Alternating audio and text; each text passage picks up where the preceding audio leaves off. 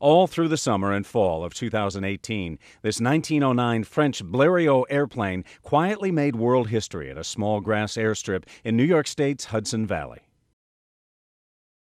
Right now, this airplane is the oldest flying airplane in the entire world. At 109 years old, 110 years old, whatever it is. And built in 1909, Blériot 11. Right now, it's the oldest flying airplane in the entire world. That's very significant for the Hudson Valley, New York, and the United States. Made of spindly wooden slats wrapped in fabric, tightened by cables, the 1909 Blériot 11 sports a single wicker stool and stick in the cockpit, and rudimentary gauges for oil pressure, airspeed and elevation, and gasoline. It was designed by and named for the first man to fly across the English Channel, Louis Blériot. A propeller made of wood attached to a 35 horsepower French Anzani engine whose bark is much bigger than its bite, according to the pilot who's assigned these flights because he's the lightest among the bunch at the old Rhinebeck Aerodrome. You know, it's an over 100-year-old airplane. The engine's a little tired, doesn't put out as much performance, and we got 50-foot trees around the runway here. So it's just a little safer. You know, you do a little flight demonstration, you show it can fly, and then, you know, we bring it back to the ground. Just keep it safe. This world-renowned airplane first arrived in the U.S. a few weeks after Blériot made his record-setting Channel flight in a similar plane.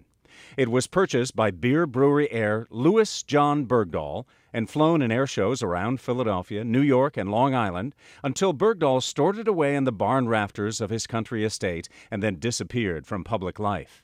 He was embarrassed that his brother and fellow pilot, Grover Bergdahl, had become America's most notorious draft dodger of World War I. Then, in the late 1950s, Cole Palin, founder of the old Rhinebeck Aerodrome, rescued the plane, refurbished it, and began its 60-year flight reign in the Hudson Valley. Until now, the oldest airplane still flying has been another 1909 Blériot 11 in England. However, it recently suffered some engine problems and has been out of flying commission until at least 2019 and possibly even longer. So with little fanfare, this upstate New York airplane is now the oldest in the world still flying. And given its past, that is simply incredible.